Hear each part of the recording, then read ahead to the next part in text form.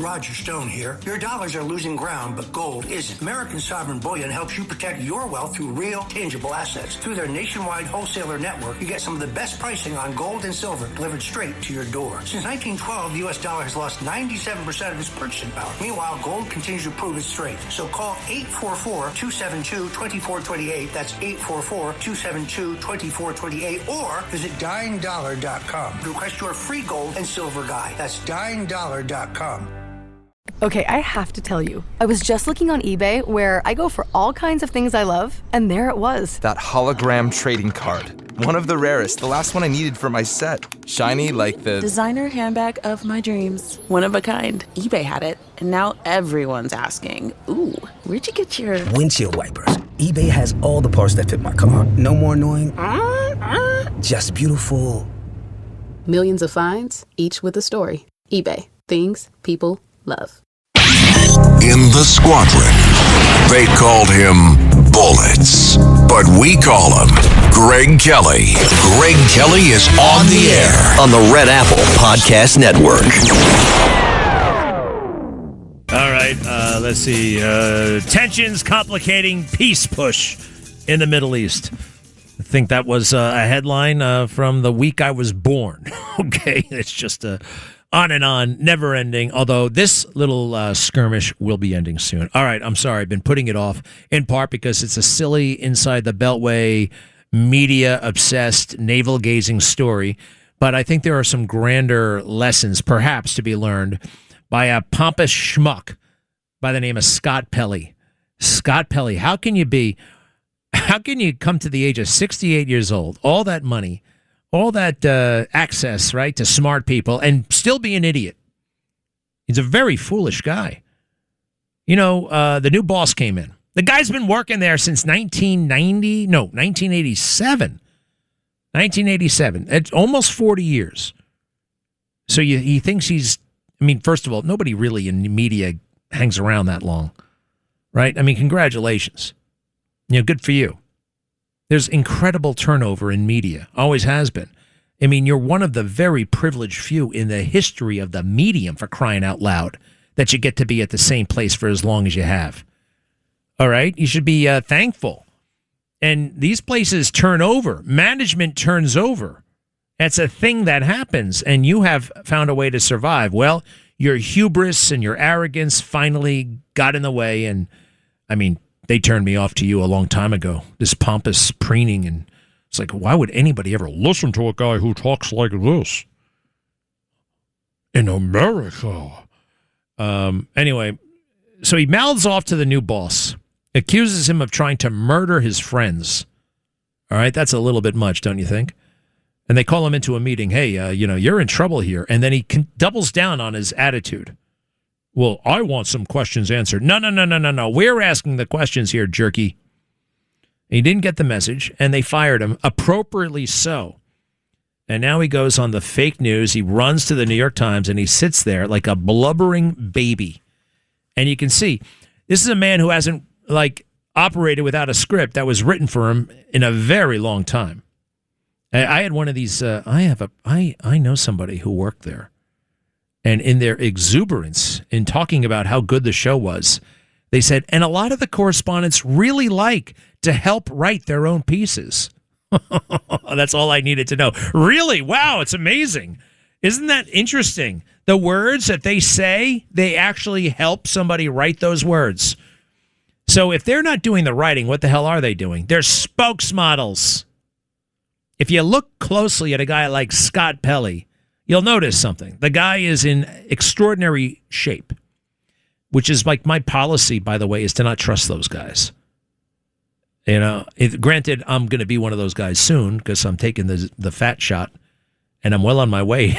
Okay, but this guy has been ripped in his 50s and 60s. Like Joe Biden, right? I mean, in his own way, people who are working their asses off, unless they're naturally gifted athletes and that kind of thing, I'm telling you, once you hit a certain age, it's hanging out all over the place. I mean, look at Trump. You got to get red in your face. You got to stay up all night. You got to eat crummy food.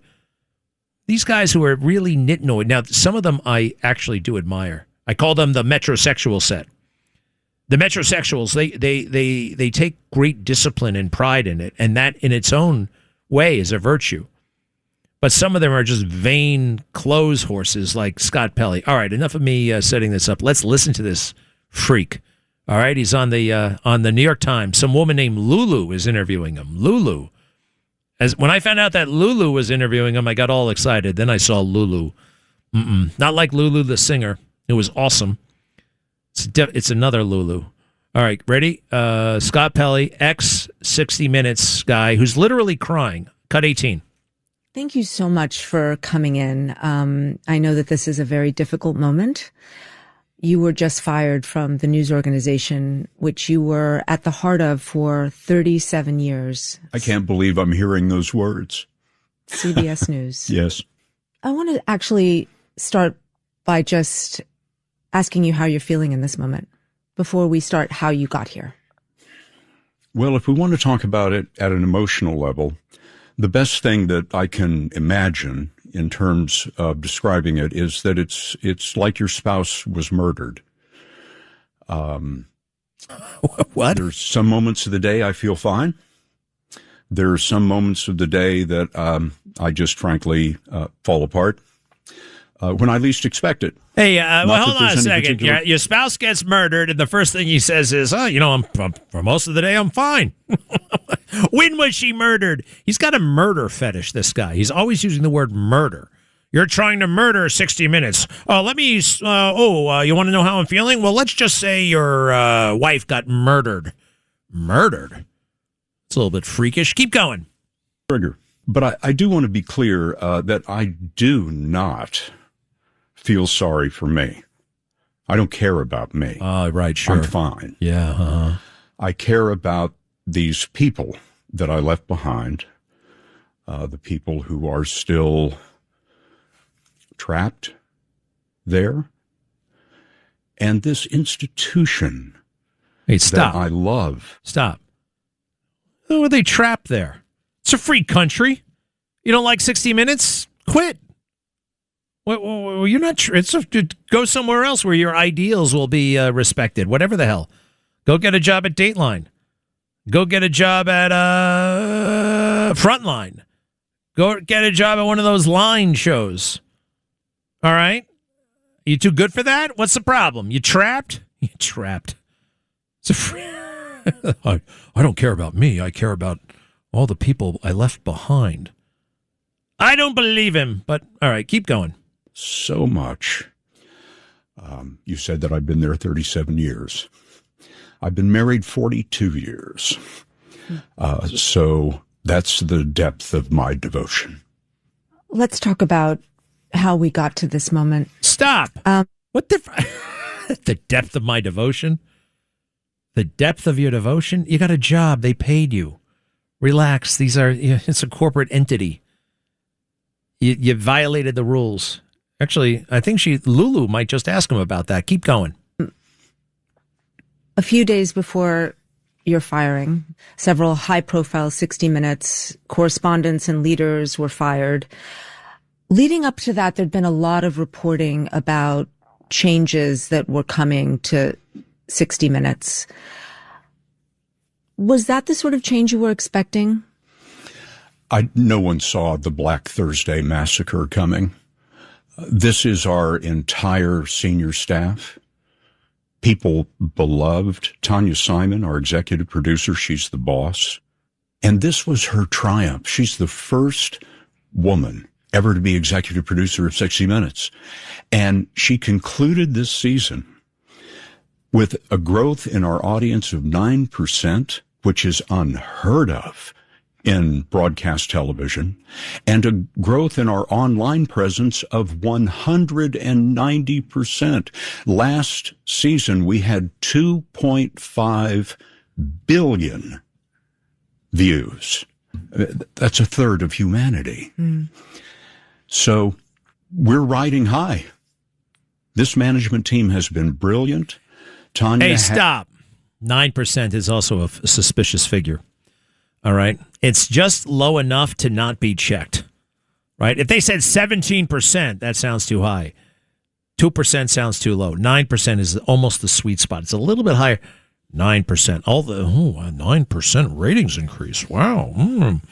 You know, there are a lot of other things that go into doing a show other than ratings, actually. There really are. More than you might think. CBS has been in last place in the ratings forever. Okay? The evening show, the morning show, right? They still have a show. People come and go. It ain't all about the ratings. And the ratings are subject to wildly different interpretations. All right, keep going. As the best first year of any executive producer, and I've worked for all of them. And then the night before, Tanya and I and Dragan Mihailovich, her deputy, et cetera, we're all at the Emmy Awards, and we win 2 Emmy Awards.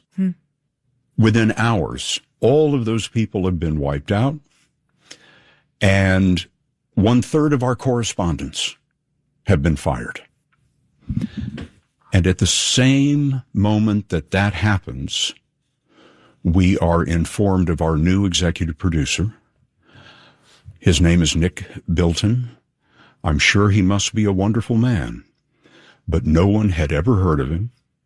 He has 0 experience in television news. Hey, stop. And 0 experience in television news. That's probably a good thing. You know who else had 0 experience in television news? The ultimate 60 Minutes guy, Mike Wallace. Look at Mike Wallace.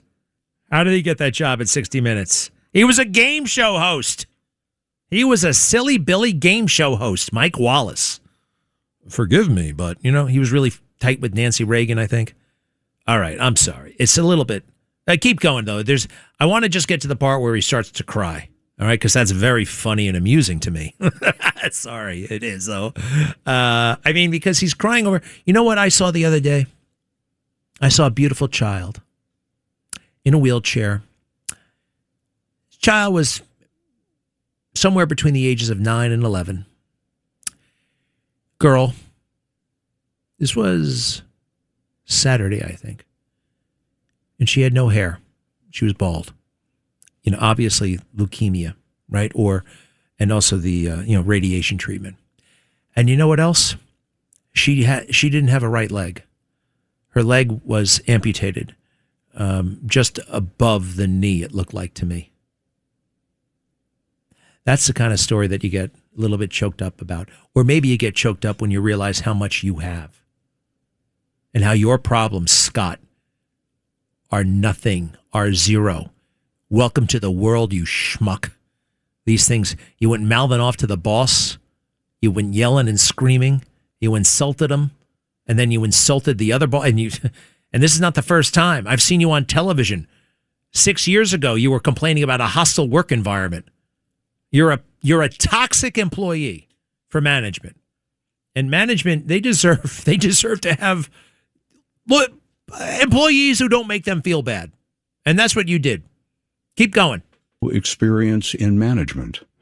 So imagine how we feel when someone like that comes into a shop like 60 Minutes. Explain to me exactly how you felt. Shock, dismay, impossible to believe, searching desperately for an explanation, knowing that an explanation would be forthcoming and then not seeing that. No executive at CBS News, our editor-in-chief, Barry Weiss, coming over to 60 Minutes to explain, to talk with us, to sit with us. That's a family at 60 Minutes. My colleagues and I have worked together 10, 20, 30 years. We travel together. We dine together. We go into literal combat together. My former boss and former producer, Bill Owens. Here he goes. Saved my life. Oh, bullshit. In a firefight in Iraq. So you know what I sense? A little bit of Brian Williams here, a little bit of exaggeration.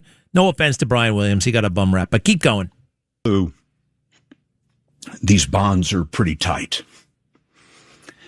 And when somebody wipes out, murders his wife, a large number of your family members, people are hurt and shocked, in disbelief, and just desperate for some explanation. And as you and I sit here today, you can there get still lost. Has been none.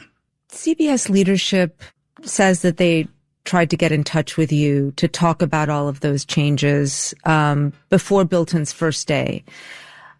And you didn't speak to them. Why not? I'm almost 69 years old, and if I've learned one thing in life, it is not to reflexively react when you feel that way. And I thought, I'm going to give it a day or something. I'm too emotionally wrought up. I'm going to say the wrong thing. I'm not going to hear what they have to say. This isn't the moment. But that it?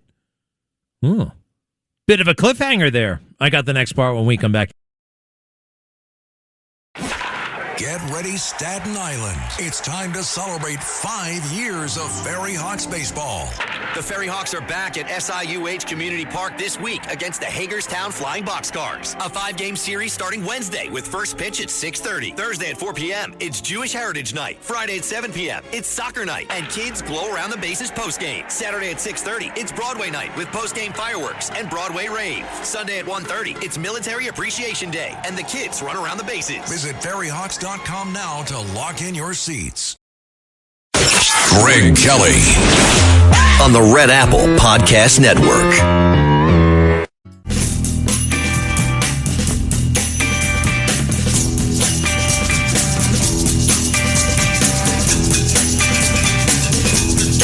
This is the Greg Kelly Show. The fake news feverishly trying to dispel any concerns about California, where a random councilwoman is now taking over the second place perch of our friend Spencer Pratt. Yeah. Random councilwoman. Oh, Los Angeles is blue. Well, things change. Look, president has doubts. They're spending all their time saying, "Oh, the president can't investigate that." Who does he think he is? The president? Yes, he is imbued with this power that we gave him. If in his judgment there's something funky going on over there, what? He's got to wait for the New York Times to do an investigative piece that finds a great big question mark, like the Graham Plattner thing, a catch and kill. No, you can send a U.S. attorney. What the freaking hell is going on over there? There's no evidence. Well, he's going to find the evidence. He's got to look into it. The Department of Justice, it's the people's lawyer. The people's lawyer. I know that some people think that sounds great. It ain't. It's part of the executive branch. And the executive branch, according to the Constitution, is headed by one person. The executive branch is one person. The President of the United States. All right, you meatheads. Some of you are meatheads, and some of you are just deceivers. And you've deceived a lot. But not me and not us.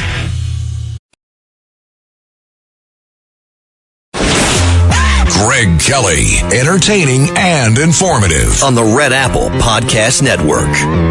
You know, we have this governor, this buck-toothed bimbo from Buffalo. Her name is Kathy Hochul. She signed something to try to keep ICE out of New York. Well, Tom Homan just said, we're going to send more ICE agents than you've ever seen to New York before. Thank you, Tom, for that. Thank you, our border czar. Everybody hanging around Delaney Hall.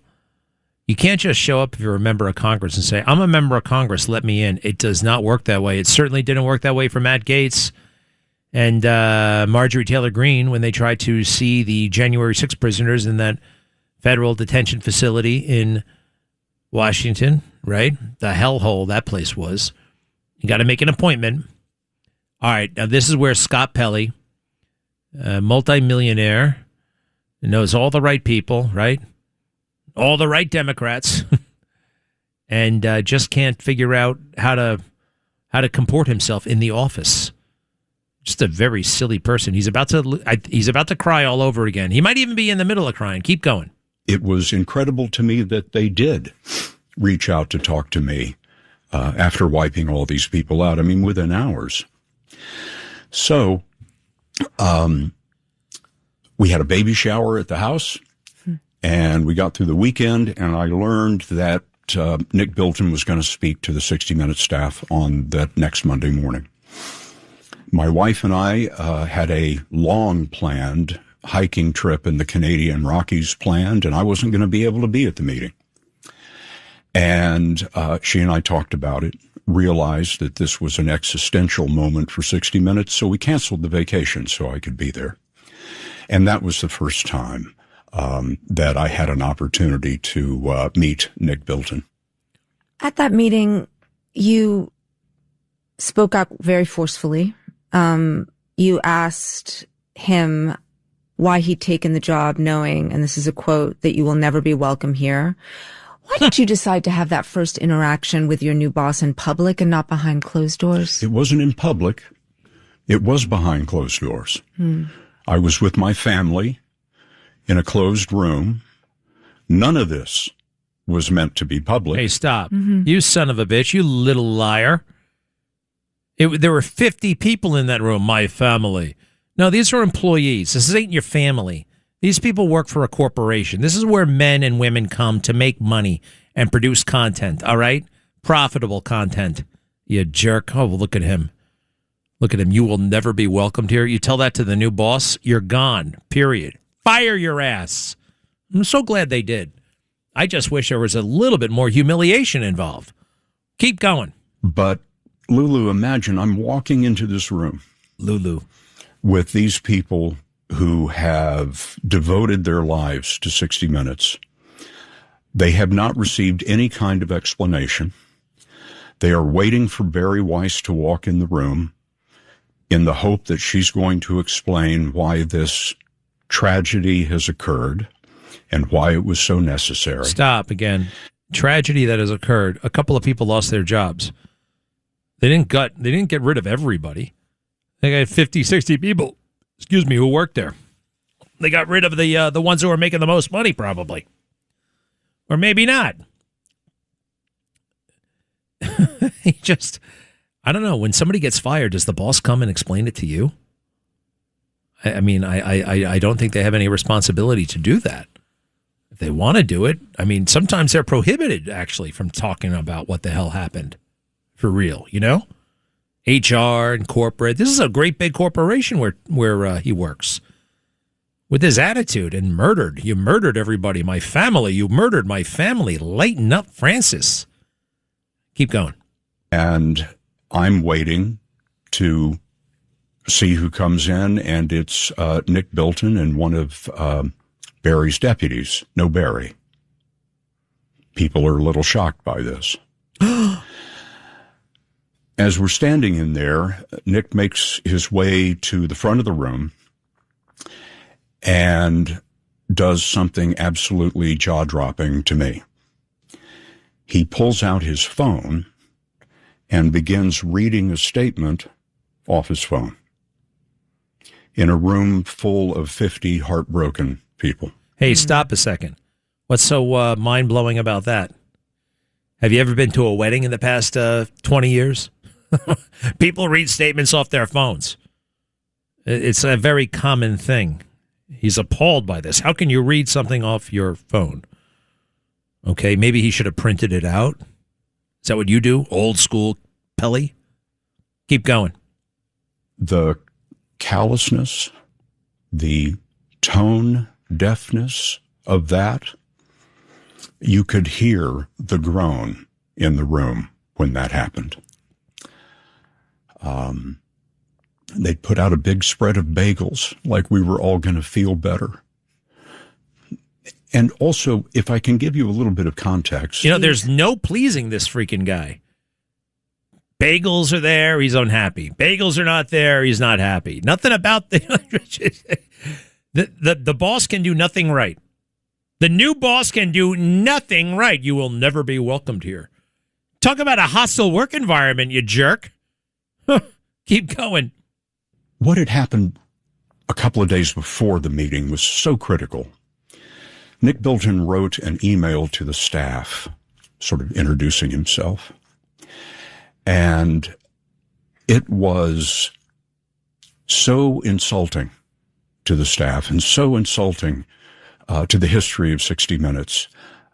He told us in that email that it wasn't 1968 anymore. And he helpfully noted that gasoline doesn't cost 32 cents anymore. And suggested that we had all been frozen in amber in 1968 when the program first went on the air, and that nothing had improved. And he said in his email that it was, quote, strange, end quote, that 60 Minutes is only on the air at 7 o'clock Eastern Time on Sunday once a week. When we've been on the air 24/7 globally online for well over a decade. I don't. Just you're surprised with this kind of attitude, you get fired. All right, I think I got one more, and this is where he invokes the pregnant women, and he really starts to lose it. All right, next clip.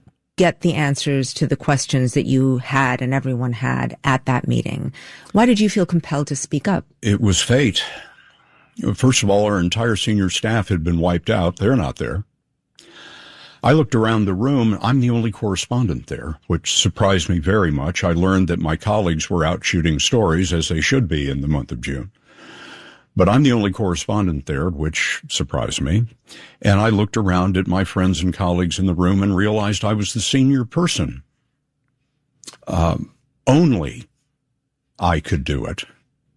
None of them could be asked to take that risk. Why not?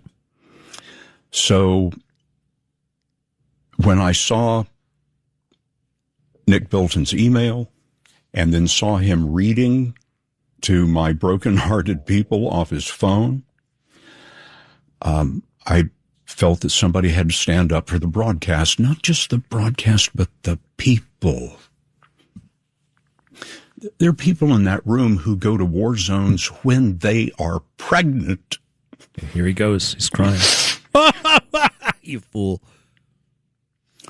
Newsrooms are sort of like the military or the police or the beautiful people at the FDNY down the street. It is a life-threatening job in many instances. Did you eat? What? And, Stop everything. Newsrooms are like cops and firefighters and military. Oh my gosh. What is that little adage? Keep your mouth shut. People will wonder if you're an idiot. Start talking and they'll know you're an idiot. Something along those lines. What an idiot. All right. Well, he had a bad situation, just made it a lot worse. Yes, Gail, how are you? Welcome. How are you, Greg? I'm really happy that CBS is trying to do something positive.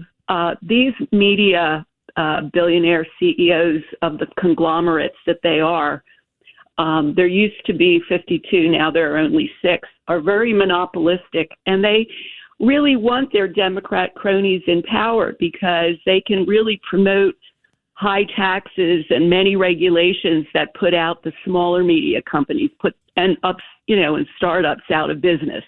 So I'm very happy that with some of the new people coming in with CBS that they're trying to make a change.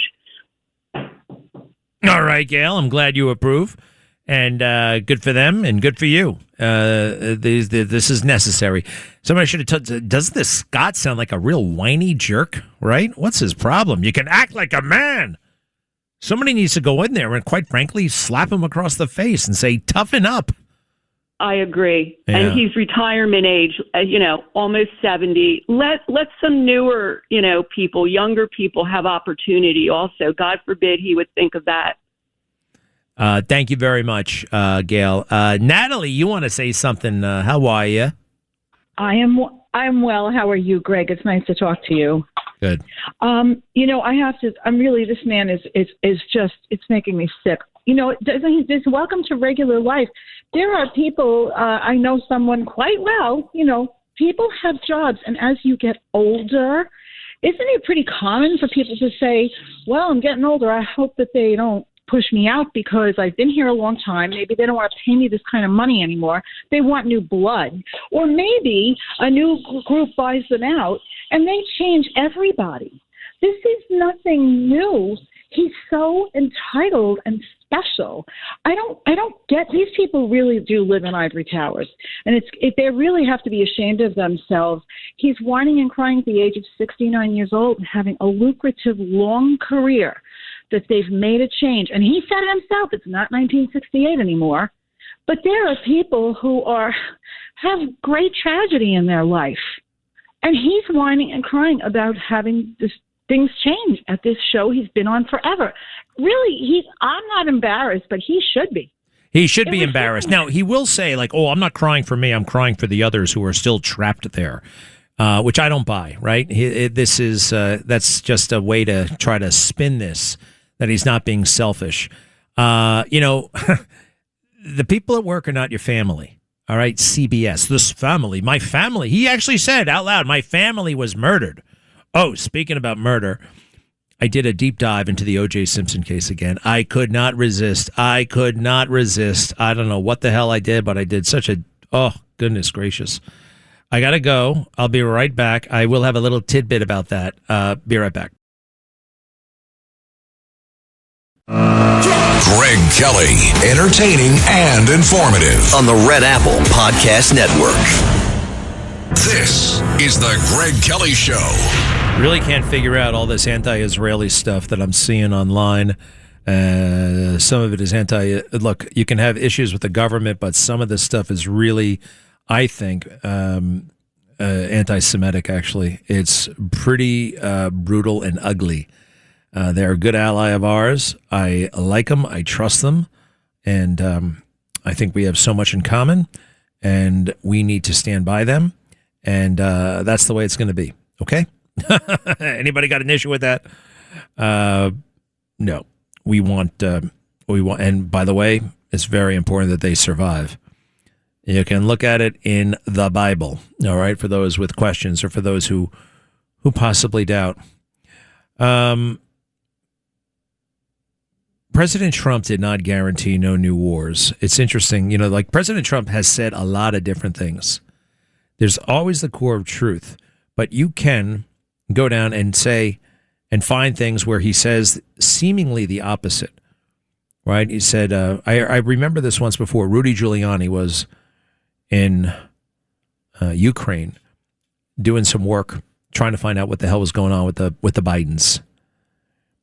And President Trump was once interviewed. At one point, he said, "Yeah, no, I knew he was looking into it. He was doing that over there. But, sir, you realize that he was not able to talk to Shokin? Look, I don't know what he was doing over there, but I knew he was over there, right?" Which would seemingly contradict what he just said. But no, they're actually they actually come together. It's not misleading. Big picture, I knew he was there. I knew he was looking into the Bidens.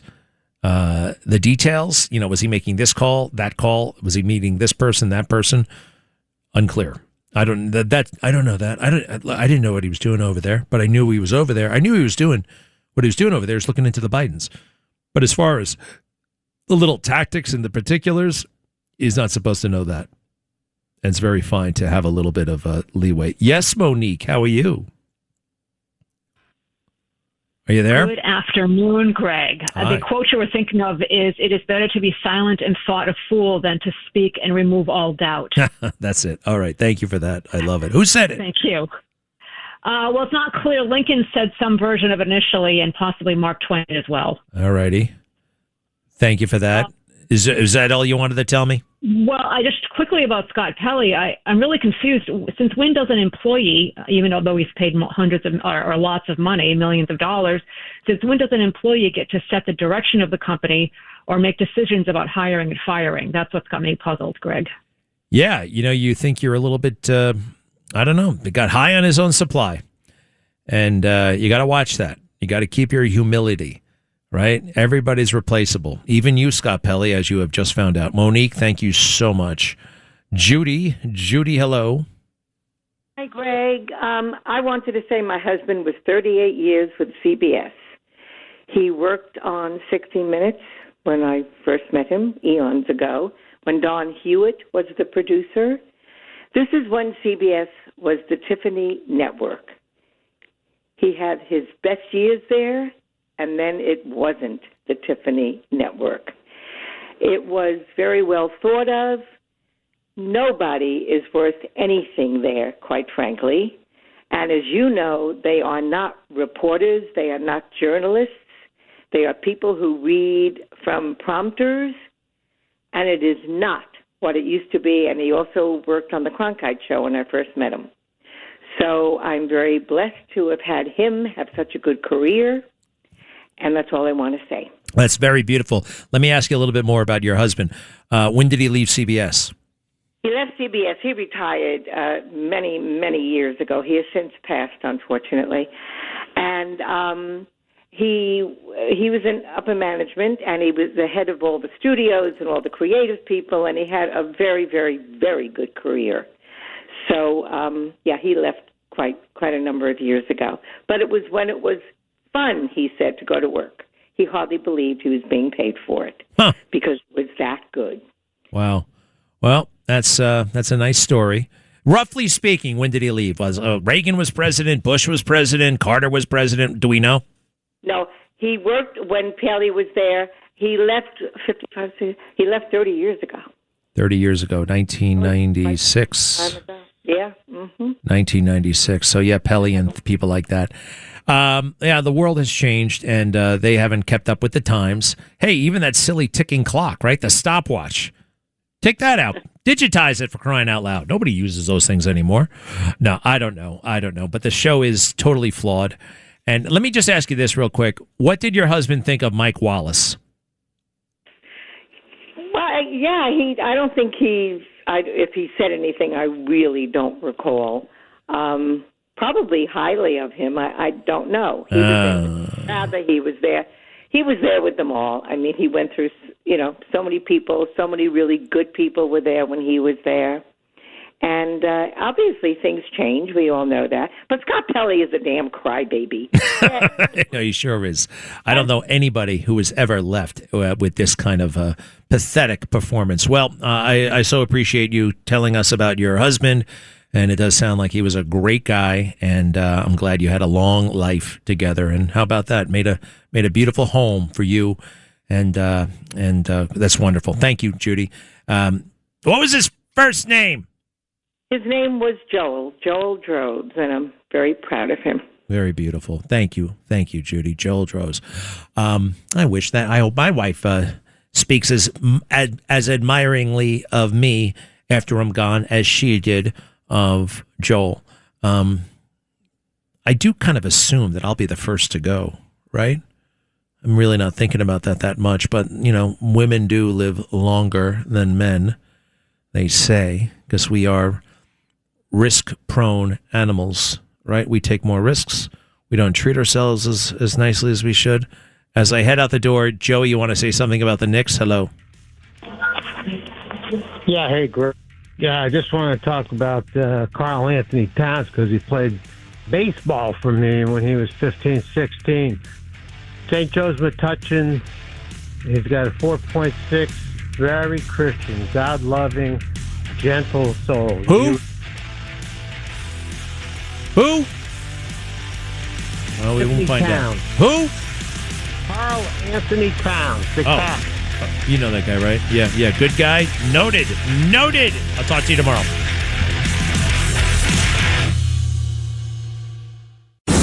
Thanks for listening to The Greg Kelly Show. You can hear The Greg Kelly Show weekdays at 12:15 on 77 WABC. If you like the podcast, share it with your friends and listen anytime at WABCRadio.com and download the WABC Radio app. Hit that subscribe button on all major podcast platforms. Plus, follow WABC on social on Instagram, TikTok, Facebook, and X. See you next time for a new episode so you never have to wonder. What the heck is going on here? Listen to this podcast now On the Red Apple Podcast Network. Why is the middle class shrinking? Why are people facing an affordability crisis while marginalized individuals called informals grow in numbers? Join me as I travel the world, speaking with people living in invisibility, the leaders working to solve it, and uncovering the hard truths shaping our economy and daily reality. Download all of Red Apple Media's podcasts right now through your favorite podcast platform.